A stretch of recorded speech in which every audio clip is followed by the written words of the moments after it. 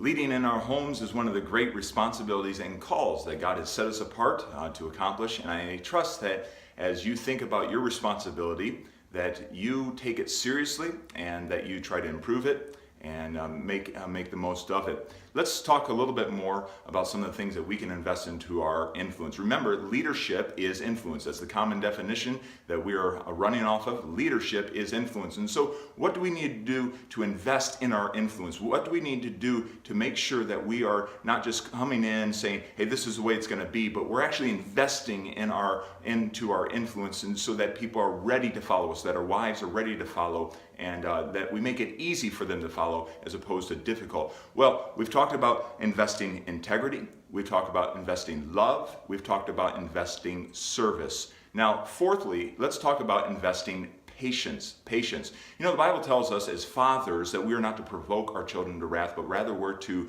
raise them up in the nurture and the admonition of the Lord. We're to take the time necessary to nurture them, to help them along, and to inspire spiritual growth in their life. So we're not to come in and be brash and be difficult on them and cause them to just be wrathful or to be hurt in their hearts, but we're to be patient with them. And that's a principle that translates into all of our relationships, that we ought to be patient with those that we are leading, that we should be ready and apt to teach them and to bring them along and be patient with where they are in their spiritual journey. So let's invest patience into our influence. And then fifthly, let's invest modeling.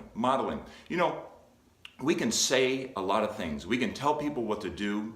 We can tell our children what to do. But if they see us doing otherwise, it's going to make it very difficult to lead them. And we need to learn to model what we say to do, what we command, and what we ask people to do. We need to learn to model that. Jesus was the expert at this.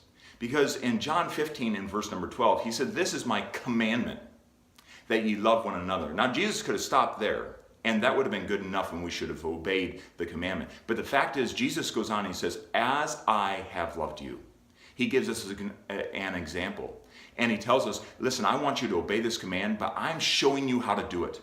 And how important it is in our homes, with our children, and with others that we lead, that we are able to say, this is what we need to do, and let me show you how to do it. Let me show you how to have this attitude. Let me show you how to serve. Let me show you how to love. Let's model this type of lifestyle, this type of behavior before those that we lead. The last thing that I want to say that we need to invest into our influence is consistency.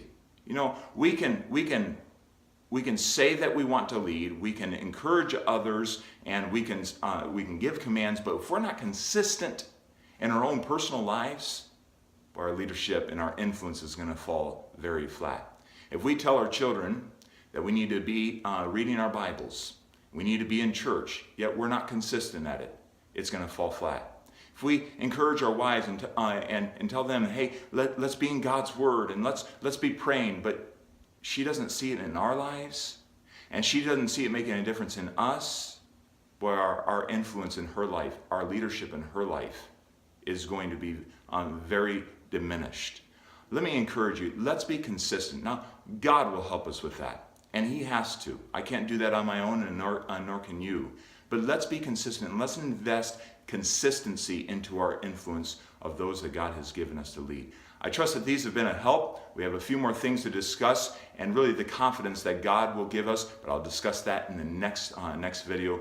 Let's continue to lead and be a blessing to others, both at home, in the church, and in the other places that God has given us to lead. May God bless you.